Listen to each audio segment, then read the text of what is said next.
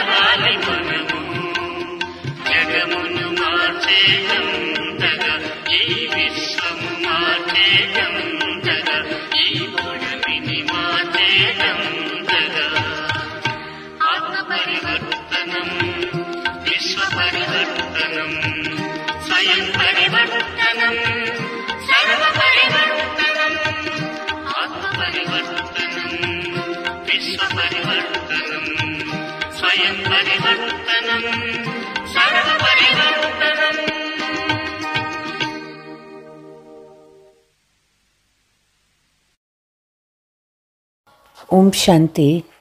మధురమైన పిల్లలారా, గౌరవయుక్తంగా పాస్ అవ్వాలి అంటే బుద్ధి యోగము కొద్దిగా కూడా అటు ఇటు వెళ్ళరాదు. ఒక్క బాబా స్మృతి మాత్రమే ఉండాలి. దేహాన్ని స్మృతి చేయవారు ఉన్నత పదవి పొందలేరు. ప్రశ్న: అన్నిటికంటే ఉన్నతమైనది గమ్యమేది? ఆత్మ జీవించి ఉండగానే మరణించి ఒక్క తండ్రి సంతానంగా అవ్వాలి. ఇతరులెవ్వరూ గుర్తు రాకూడదు. దేహాభిమానం పూర్తిగా తొలగాలి. ఇదే అన్నిటికంటే శ్రేష్టమైన గమ్యము. నిరంతరము ఆత్మాభిమాని స్థితి ఉండాలి. ఇదే గొప్ప గమ్యము. దీని ద్వారా కర్మాతీత స్థితిని ప్రాప్తి చేసుకుంటారు. పాట: మీరు ప్రేమ సాగర్లు. ఓం శాంతి. ఇప్పుడు ఈ పాట కూడా తప్పే. ప్రేమకు బదులుగా జ్ఞానసాగరమని అనాలి. ప్రేమ కొరకు చెంబులుండవు, అనగా ప్రేమాభిషేకం ఉండదు. గంగాజలము మొదలైన వాటి కొరకు చెంబులు ఉంటాయి, అంటే గంగాజలంతో అభిషేకం ఉంటుంది. భక్తి మార్గంలోని మహిమ ఇది తప్పు. జ్ఞానసాగర్లు అని అనడం సరి అయినది. తండ్రి మొట్టమొదట జ్ఞానసాగర్లు. పిల్లలలో కొద్దిగా జ్ఞానమున్నా చాలా ఉన్నతమైన పదవిని పొందుతారు. ఇప్పుడు ఈ సమయంలో మనము చైతన్య దిల్వాడా మందిరము, ఇది కూడా అద్భుతమే కదా. ఎక్కడ జడ స్మృతి చిహ్నముందో అక్కడ మీరు చైతన్యంలో వచ్చి కూర్చున్నారు. మనుషులకు ఇది అర్థం కాదు. పోను పోను ఇది గాడ్ ఫాదర్ యూనివర్సిటీ. ఇక్కడ భగవంతుడే చదువు నేర్పిస్తున్నారు తెలుసుకుంటారు. దీనికంటే పెద్ద యూనివర్సిటీ ఏదీ లేదని, ఇదే చైతన్యమైన దిల్వాడా మందిరమని కూడా తెలుసుకుంటారు. ఈ దిల్వాడా మందిరం మీ ఖచ్చితమైన స్మృతి చిహ్నము. పైకప్పులో సూర్యవంశము, చంద్రవంశము చిత్రీకరింపబడి ఉన్నాయి. కింద ఆదిదేవుడు, ఆదిదేవి, వారి పిల్లలు కూర్చొని ఉన్నారు. వీరి పేరు బ్రహ్మ, వీరి పుత్రిక సరస్వతి. ప్రజాపిత బ్రహ్మ అంటే గోపగోపికలు కూడా తప్పకుండా ఉంటారు కదా. అవన్నీ జడ చిత్రాలే. ఎవరు గతించి వెళ్ళిపోయారో వారి చిత్రాలే తయారయ్యాయి. ఎవరైనా మరణిస్తే వెంటనే వారి చిత్రాలను తయారు చేస్తారు. కానీ వారి హోదా, జీవిత చరిత్రను గురించి తెలియదు. వారి వృత్తి గురించి వ్రాయకుంటే ఆ చిత్రము ఎందుకు పనికిరాదు. ఫలానా వారు వ్రాసినందున ఈ కర్తవ్యం నిర్వహించాలని తెలుస్తుంది. ఇప్పుడు ఏ దేవతల మందిరాలు ఉన్నాయో వారి కర్తవ్యాల గురించి, జీవిత చరిత్ర గురించి ఎవ్వరికీ తెలియదు. ఉన్నతోన్నతమైన శివబాబాను గూర్చి కూడా ఎవరికీ తెలియదు. ఈ సమయంలో పిల్లలు మీరు అందరి జీవిత చరిత్రలు తెలుసు. ఎవరెవరు ఉండి వెళ్ళారో, ముఖ్యంగా ఎవరిని పూజిస్తారో వారి గురించి మీకు తెలుసు. ఉన్నతోన్నతమైన వారు భగవాన్. శివరాత్రి కూడా జరుపుకుంటున్నారు కనుక తప్పకుండా వారి అవతరణ జరిగిందని అర్థమవుతుంది. కానీ ఎప్పుడు జరిగిందో, వారు వచ్చి ఏం చేశారో ఎవ్వరికీ తెలియదు.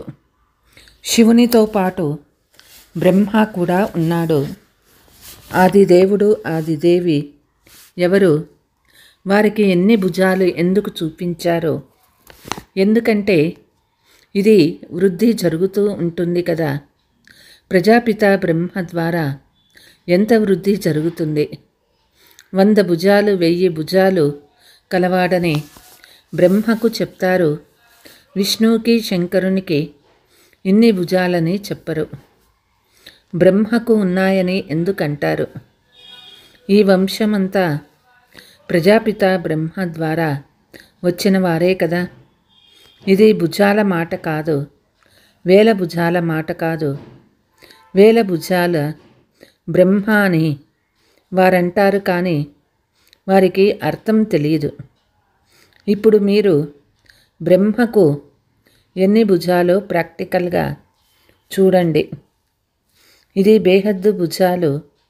ప్రజాపిత బ్రహ్మను అందరూ ఒప్పుకుంటారు, కానీ వారి కర్తవ్యం గురించి తెలుసుకోలేరు. ఆత్మకు భుజాలు ఉండవు, భుజాలు శరీరానికి ఉంటాయి.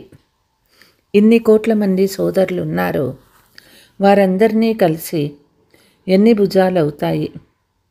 కానీ ఎప్పుడైనా ముందు పూర్తి జ్ఞానాన్ని అర్థం చేసుకున్న తర్వాతనే ఈ విషయాలు అర్థం చేయించాలి. మొట్టమొదట ముఖ్యమైన విషయం ఒక్కటే. బాబా చెప్తారు, నన్ను స్మృతి చెయ్యండి, వారసత్వాన్ని స్మృతి చెయ్యండి. తండ్రికి జ్ఞానసాగరుడనే మహిమ ఉన్నది. ఎన్ని పాయింట్లు అర్థం చేయిస్తారు, ఇన్ని పాయింట్లు జ్ఞాపకం ఉండవు. సారం బుద్ధిలో ఉండిపోతుంది. చివరికి మన్మనాభవ అనే సారమే మిగిలిపోతుంది.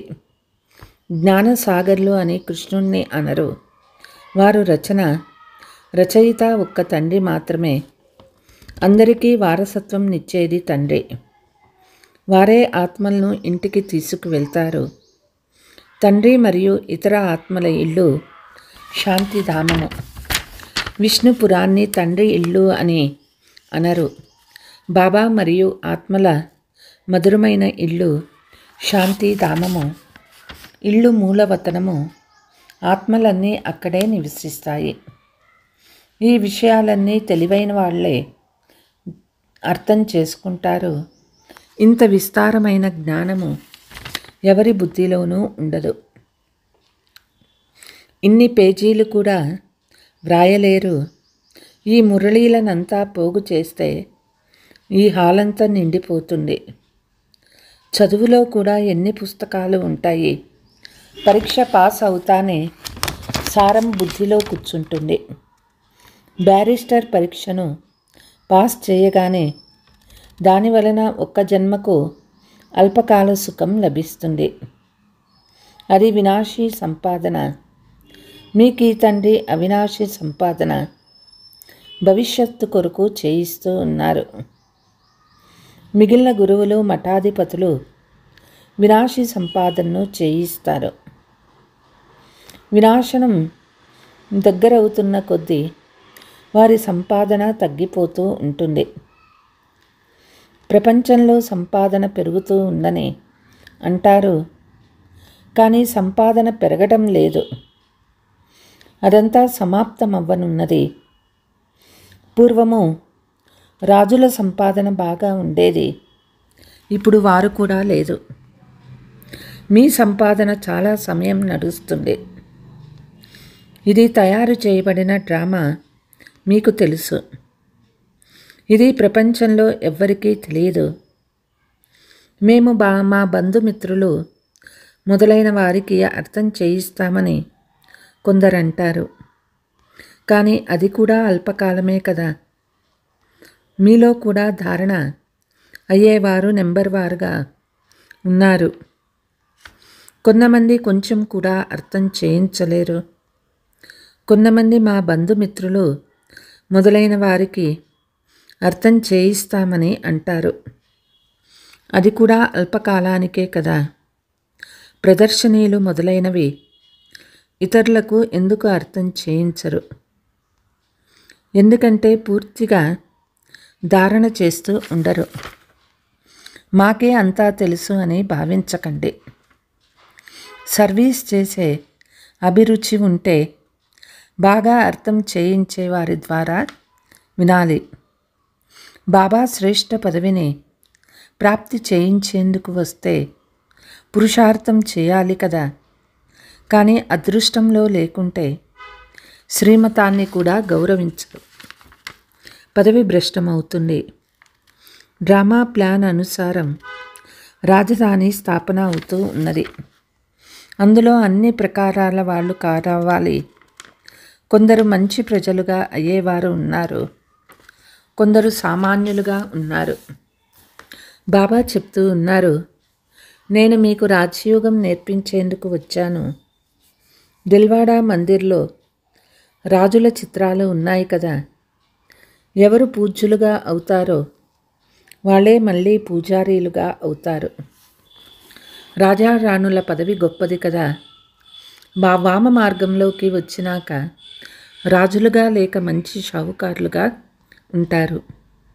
జగన్నాథ మందిరంలో అందరికీ కిరీటాలు చూపించారు.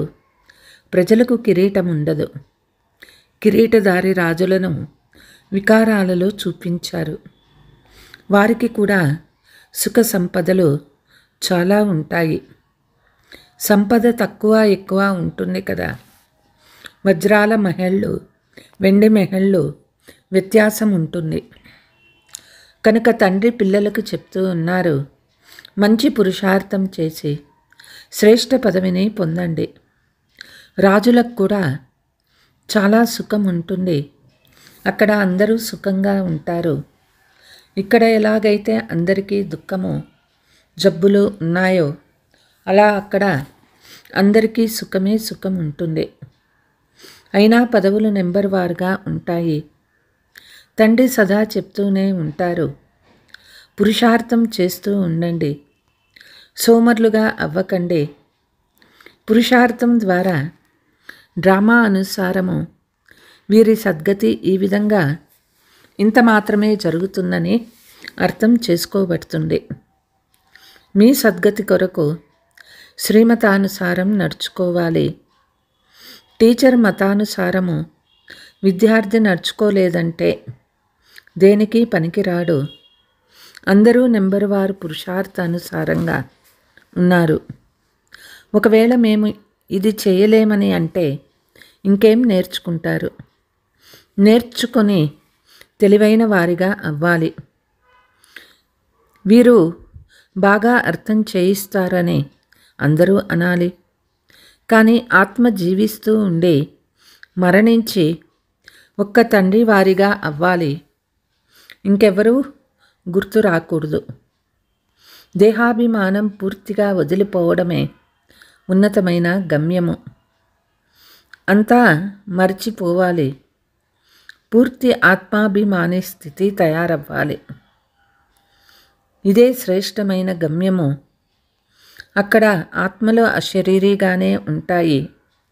ఇక్కడికి వచ్చి శరీరాలను ధరిస్తాయి.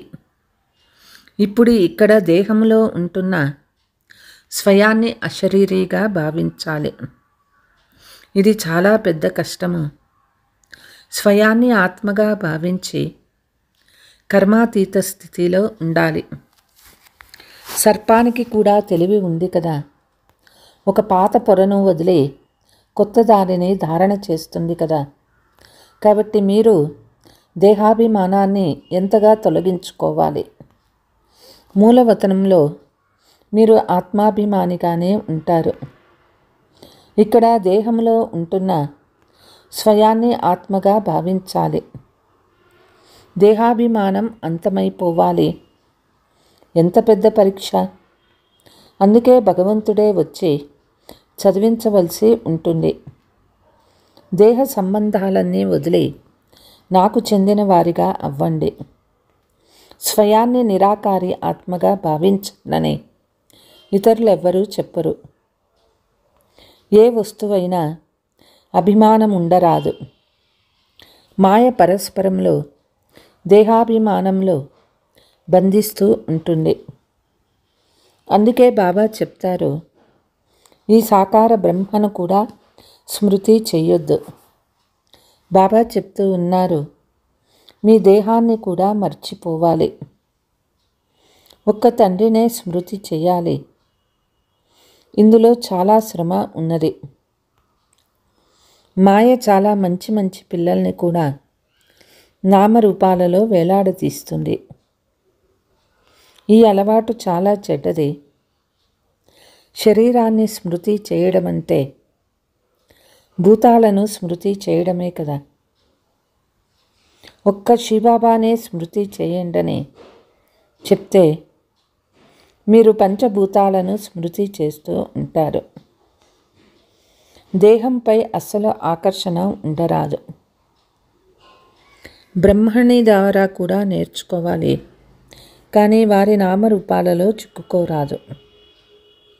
ఆత్మాభిమానిగా అవ్వడంలోనే శ్రమ ఉంది. అనేక మంది పిల్లలు బాబా వద్దకు చార్టును పంపుతారు.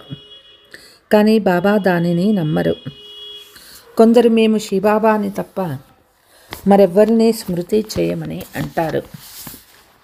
కానీ బాబా చెప్తూ ఉన్నారు, ఒక్క పైసా అంత స్మృతి కూడా చేయడం లేదు. స్మృతియే కష్టతరమైనది. ఎక్కడెక్కడో చిక్కుకుంటారు. దేహదారులని స్మృతి చేయడం అంటే పంచభూతాలను స్మృతి చేయడం. దీనిని భూత పూజ అని అంటారు. భూతాలను స్మృతి చేస్తారు. మీరిక్కడ ఒక్క శివబాబానే స్మృతి చేయాలి. పూజించే విషయమే లేదు.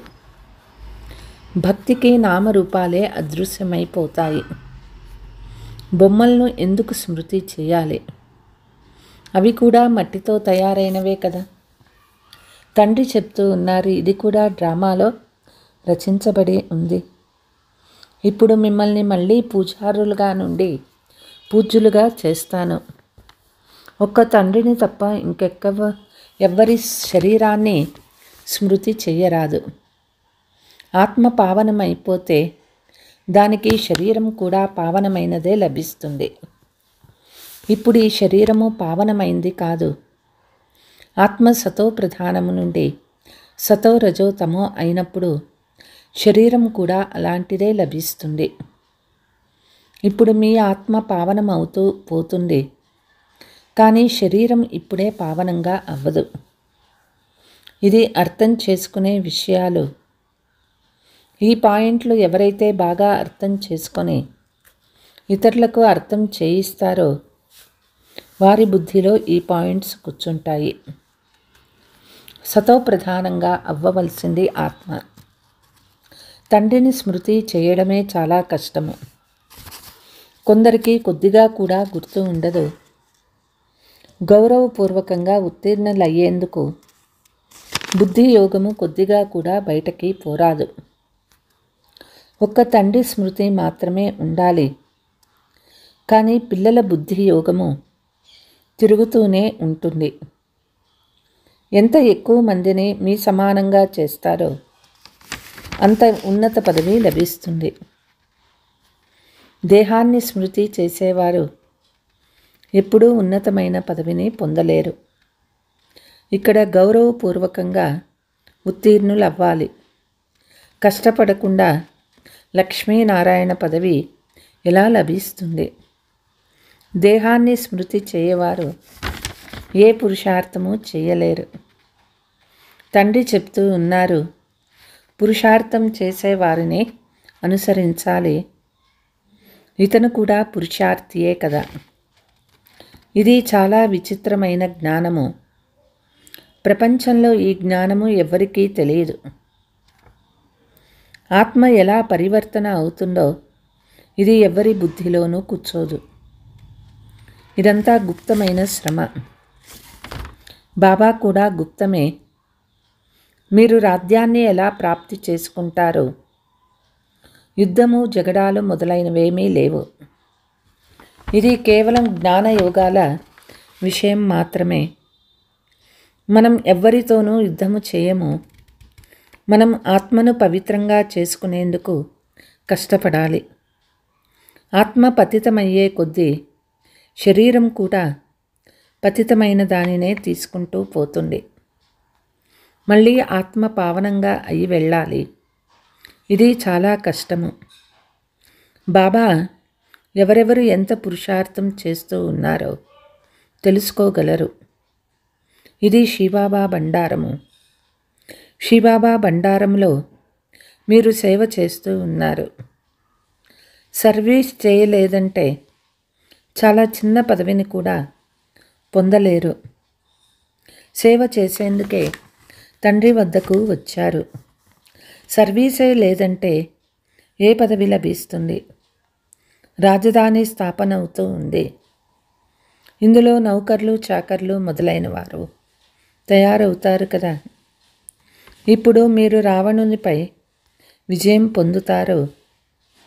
ఇది తప్ప ఇంకే యుద్ధము లేదు. ఇదంతా అర్థం చేయించబడుతుంది. ఇవి ఎంత గుప్తమైన విషయాలు. యోగ బలంతో విశ్వ చక్రవర్తి పదవిని మీరు తీసుకుంటారు. మనము మన శాంతిధామంలో ఉండేవారమని మీకు తెలుసు. పిల్లలు మీకు అనంతమైన ఇంటి స్మృతే ఉన్నది. ఇక్కడకు మనము పాత్రను అభినయించేందుకు వచ్చాము. తర్వాత మన ఇంటికి వెళ్తాము. ఆత్మ ఎలా వెళ్తుందో కూడా ఎవరూ అర్థం చేసుకోలేరు.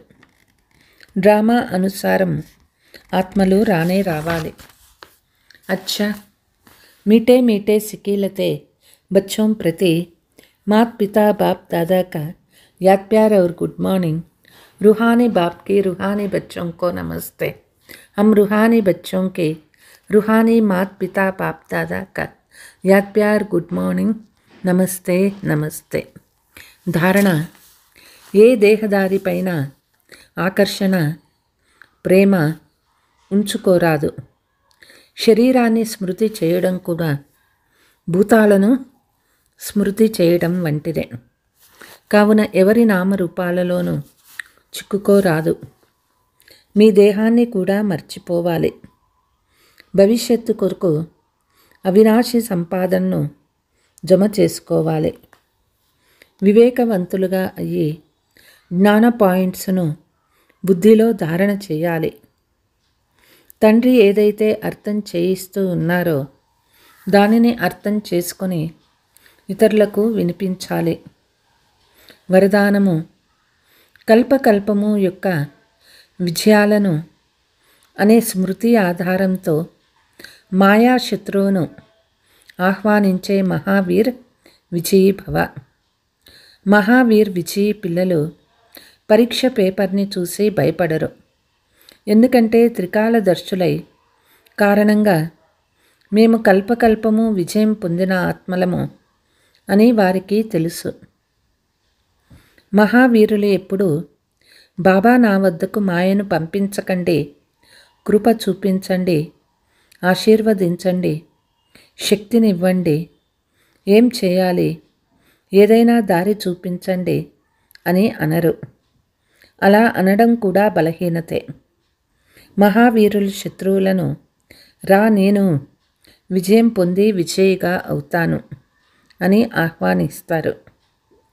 స్లోగన్, సమయం యొక్క సూచన ఏమంటే సమానంగా అవ్వండి, సంపన్నంగా అవ్వండి. అచ్చా, ఓం శాంతి.